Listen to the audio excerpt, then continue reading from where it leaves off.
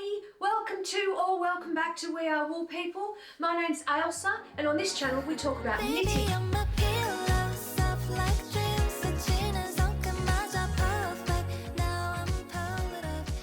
Hello, nice to see you all again. I've got a few things to catch you up with today on what I've been getting up to around here, so let's just get into it.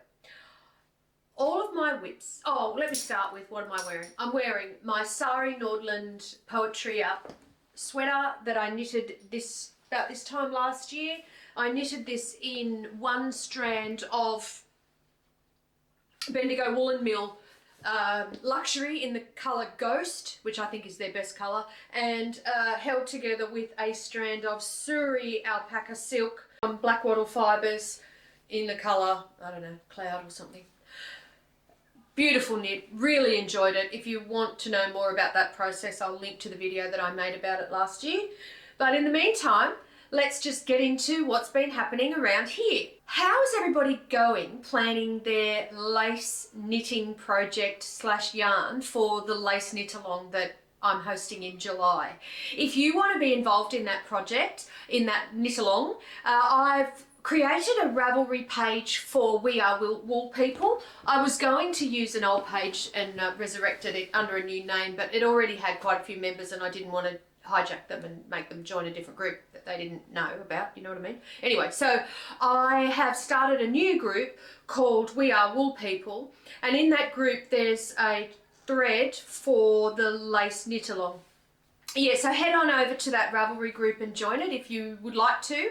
And if you would like to be part of the laceweight knit along in July, definitely go over there and join it and introduce yourself in the thread there and let us know what you're going to be making and what yarn you're going to be using. For me, I think I'm going to make the gal sweater, and I think that I'm going to make it in this Cardiff Cashmere Prime in this lovely colour called something. I'll put it up in the link below, not sure what it's called.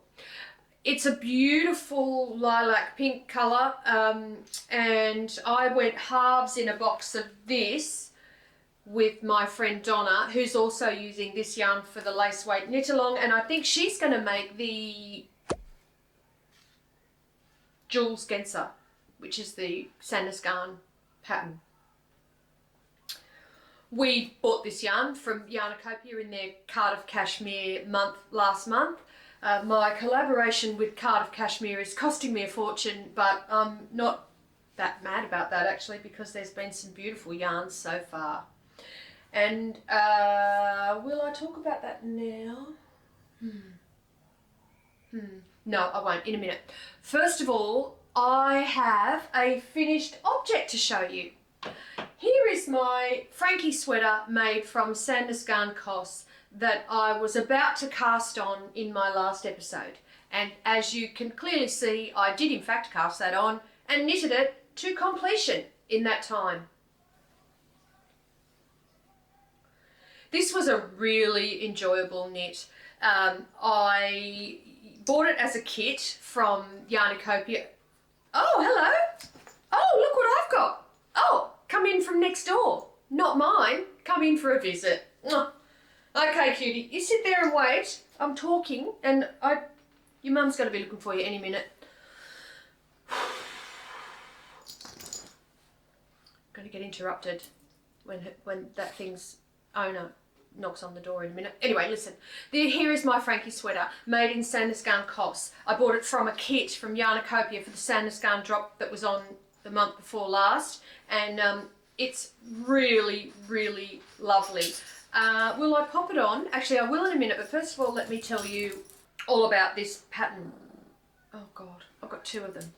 You can stay there, but I knitted the smallest size. There's an enormous amount of bees on it. Look, it's really, really quite wide, and I made it with 7 balls of yarn in this really beautiful brick red colour. I absolutely love it. Stop crying, jump up there. These dogs are ruined. What have I done? Sorry. Franky sweater in Sandnes Garn KOS, which is a blend of alpaca, wool and nylon or polyamide. It's a blown yarn, so I think it's actually the net is nylon and then the wool and alpaca fibres are blown through that net to create this really fuzzy yarn. I used 7 balls, almost exactly, and I made the smallest size. Very happy with how it turned out. I actually wore it to Worldwide Knit and Public Day last weekend at the Woollen in Penrith, and it went down really well. It's a great colour, I really love it.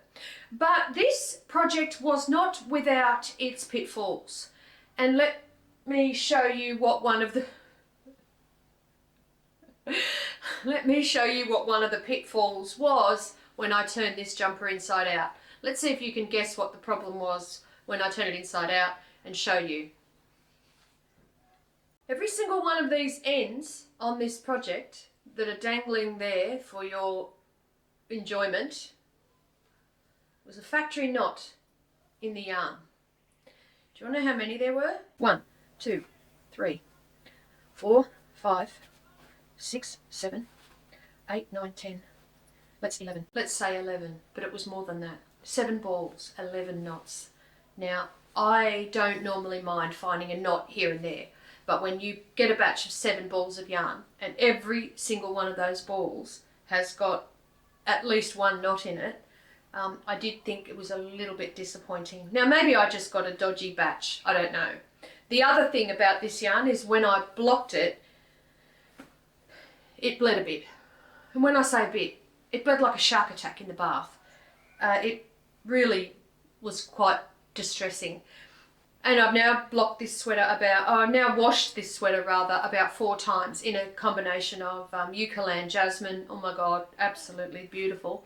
The smell of it is gorgeous, and citric acid to try and strike the colour back into some of this fibre. After the 4th wash in tepid water in my bath, I can safely say it is now bleeding only a little bit, but it did bleed quite a lot. And also, I tell you, it was so, I'll show you in a minute, it did bleed quite a lot. And in fact, I didn't realise how much it was bleeding until after the first wear of it last weekend, when it transferred onto my cream sofa covers, it transferred onto my hands, it transferred onto the top I was wearing underneath it, and it transferred onto my car seats.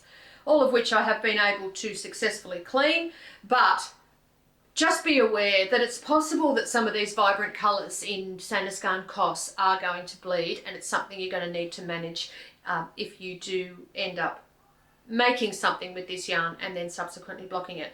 Having said that, it's been through about 4 washes, it's pretty good now, and I'm hoping for the best. Let me put it on and I'll show you what it looks like.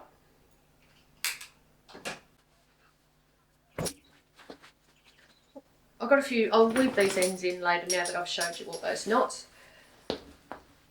Yeah, you can kind of get an idea of what it looks like. Here, it's got a, you know, like a cool sort of oversized vibe. I really like it.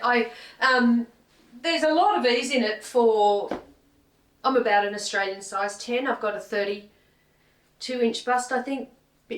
And my waist and my hips are much the same, and they're around about the same kind of, I'm pretty straight up and down is what I'm trying to say. I don't have much of a waist, don't have much of a boobs, and don't have much hips, just fairly. Anyway, so look, fairly boxy, nice and oversized. In the pattern I did make a couple of tiny modifications. One of them was that I didn't knit the cuffs as deep as they are in the pattern, and same with the bottom cuff. I didn't actually really love that look. So yeah, I'm happy with it, but just bear in mind it did give me a bit of a shock when it did quite a lot of bleeding. In terms of width, I frogged something.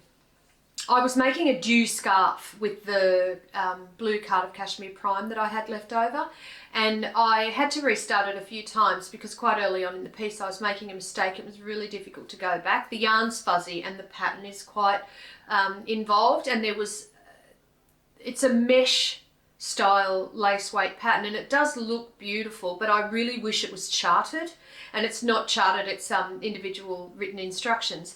So I think it would be difficult to chart that pattern though, because it's a mesh and the stitch counts really change from row to row. The stitch counts really change from row to row. In one pass, so you're making 4 stitches into each stitch on the way across, and then on the way back you're knitting 2 together and splitting those 4 stitches so that the mesh goes out and then in and then out and then in, and then it sort of offsets because you're adding a stitch on either side. Does that make sense? So it was really quite involved, and I was really not enjoying it, and so I frogged it, and instead I cast on the double knit scarf that I talked about in my last episode. This is one of those little scarves that just, it's quite short, but one side flicks into the other side, and you can wear it under a coat to give that warmth that you get around the neck without the bulk. And I'm really enjoying this. It's really coming along quite nicely. I'll show you something funny talking about the bleed on this yarn. The starting edge of this knit is made using a tubular cast on, and I use the provisional cast on technique to make tubular cast ons. I think it's Judy's Magic cast on, something like that. And I used, as the provisional yarn, I used some of this leftover KOS because I was sitting on the sofa and it was just there in the basket. Now I don't know if you can see this, but I'll show it to you up close. The edge of this scarf is stained pink. You might not be able to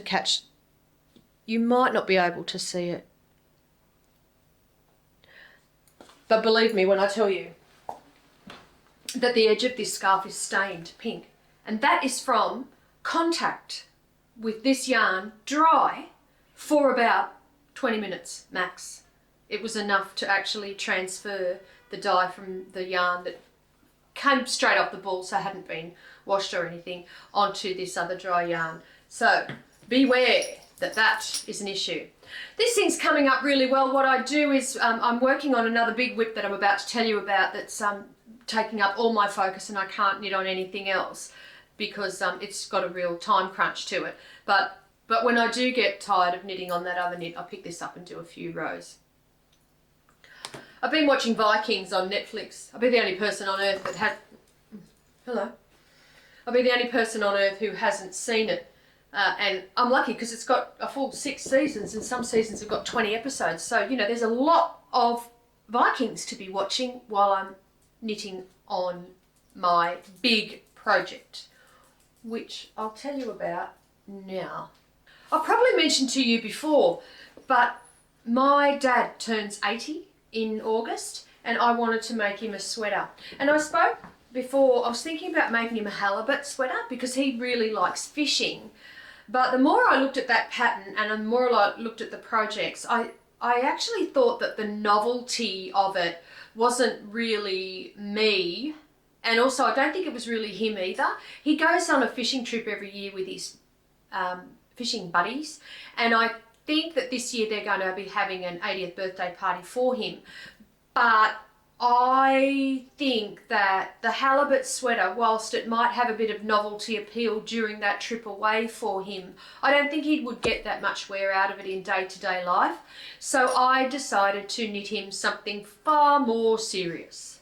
I've decided to knit my dad a Moby sweater by Petite Knit, and I've chosen the Moby sweater man version, naturally enough, and I have begun that project. Now I'll show you the yarn for that project and tell you how it came about. So I knew that I had to knit Dad's jumper and that it had to be ready by the first week of August, which means that towards the end of June it really needs to be on the needles and you know, some progress made, because this is going to take a long time. Dad's in the 5XL kind of range. He's in the lower end of the 5XL, but I'm talking making the biggest size of the Petite Knit pattern. Going to take a lot of yarn, going to take a lot of time. And about that time that I was planning Dad's sweater, Yarnacopia contacted me once again and asked me was I interested in participating in the next promotion for the next yarn that they're going to be highlighting on their website. And I wasn't sure that I was going to be able to participate because I knew that I had to make Dad's sweater and that I didn't want to let anyone down by committing to making another project with another yarn during that same period when actually really all I could do was work on Dad's sweater. And so as a result of some conversations that were had after that, Erica from Yarnacopia has extremely generously offered to buy me the yarn for Dad's jumper, which is extremely generous of her. This yarn is not sponsored by the yarn company, and the yarn company is Buches, but Buches didn't provide this yarn for the promotion. This was gifted to me by Erica from Yarnacopia herself. Now I have been gifted the Buches Le Gros lamb's wool in this really amazing dark blue turquoise colour. Now I've spent the last couple of months singing the praises of how soft cashmere is and really enjoying the experience of knitting with incredibly luxurious soft cashmere yarn. But can I tell you something that is no word of a lie? When I swatched this dark blue turquoise Buches Le Gros lamb's wool, this knitting experience and this swatch very nearly brought me to tears.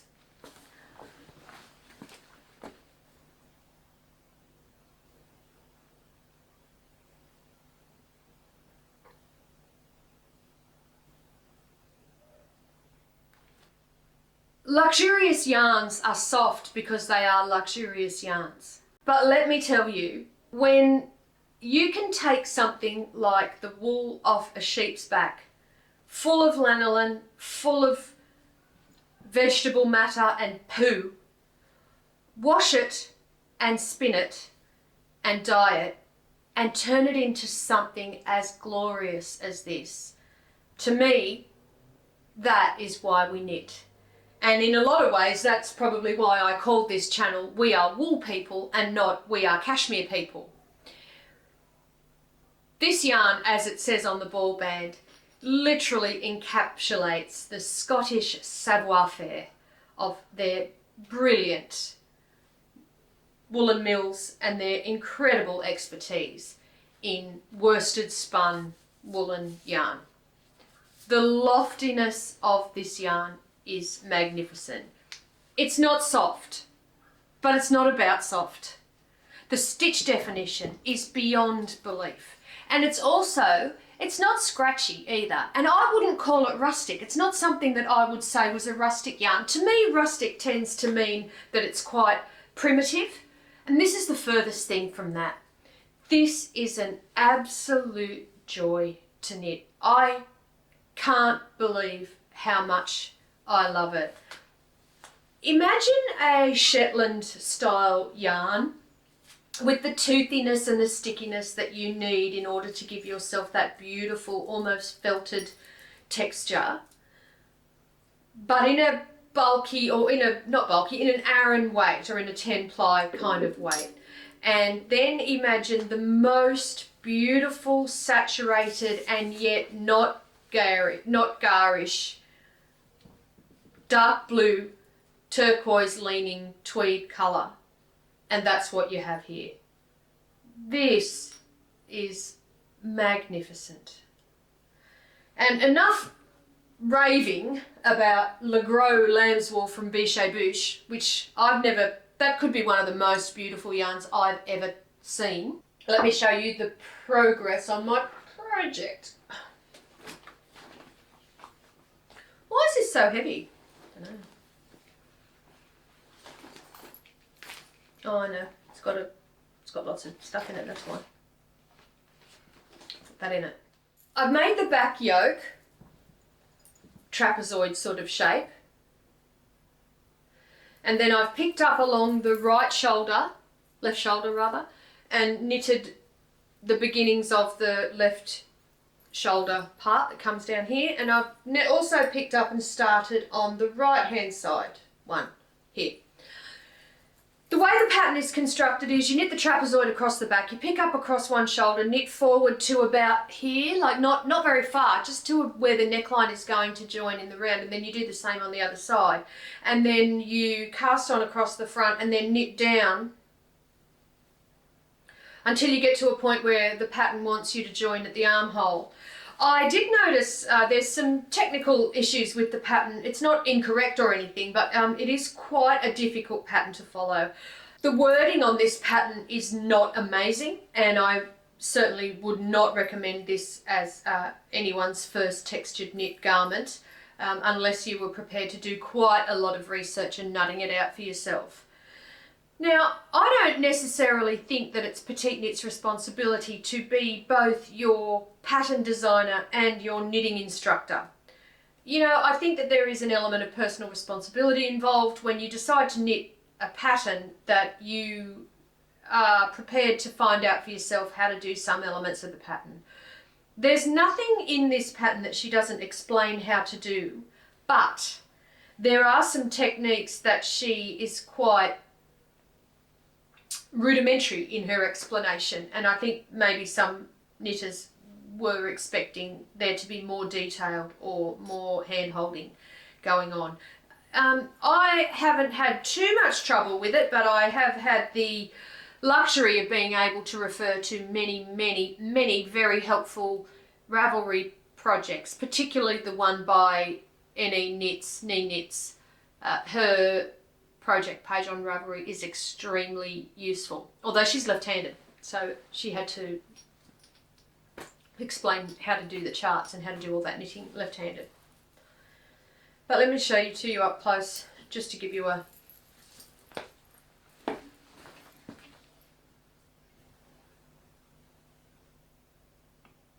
an idea.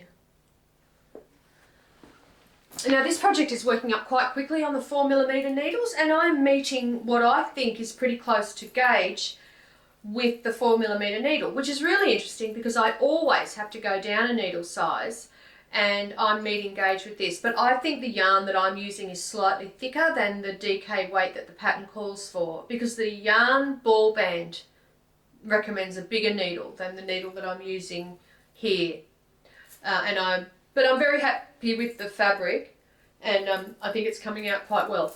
I have got exactly 6 weeks today to finish this project. I'm going to be hyper focusing on this, and the only other project that I'm going to work on is the double knit scarf, which is only a small accessory, and I'm just using that for relief when I only want a mindless project. This project is not yet at the mindless stage, although it's getting close. I've now memorized all the pattern elements, so I don't really have to look at the chart once I join in the round.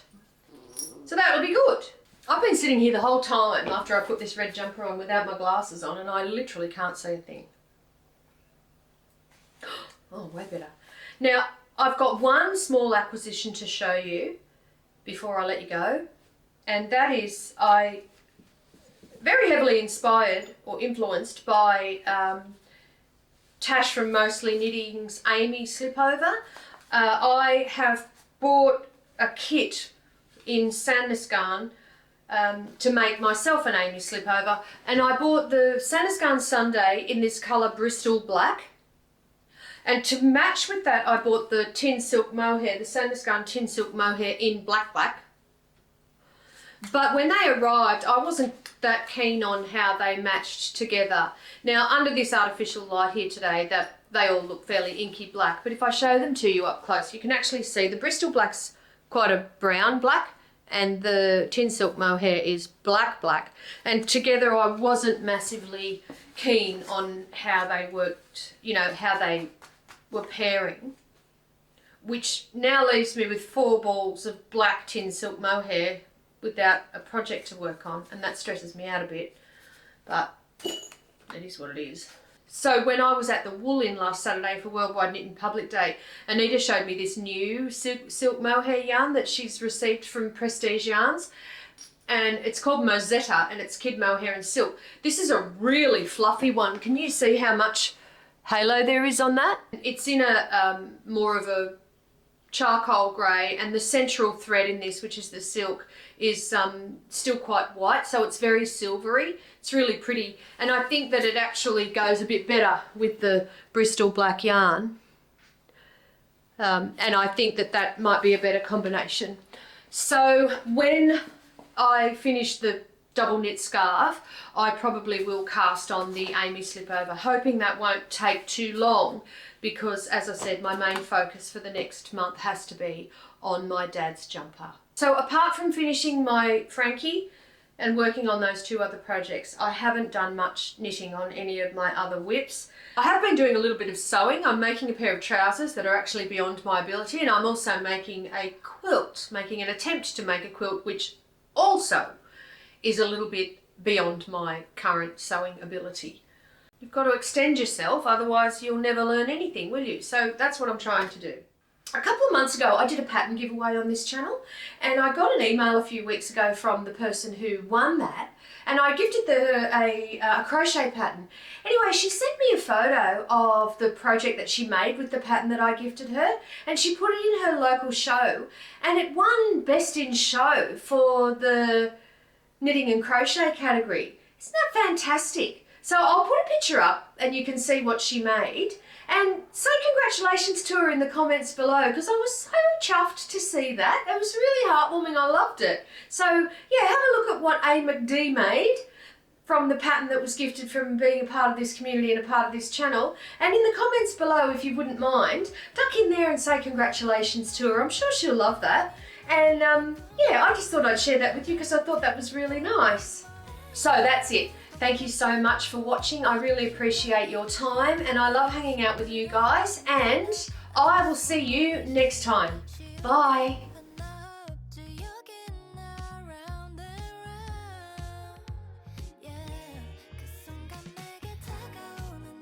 Pretzel had a haircut. It looks terrible, doesn't it? We won't go there again. Oh, what? What's that? Oh, no wonder you smell. You got shit in your ear. Oh, you got shit all over your face. Oof, yuck. Pretzel, who's had a terrible haircut, says goodbye. Off you go.